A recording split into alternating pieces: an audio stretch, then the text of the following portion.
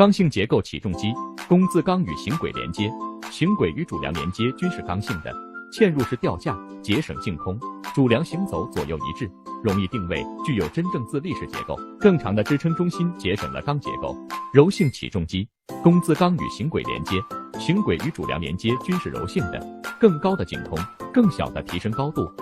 性能可靠，故障率低，降低使用及后期维护成本。产品系列齐全，刚性结构，吊点更少，跨度更长，安装更方便经济。采用刚性的连接，保证了主梁在行走的过程中两端是同时启动行走的。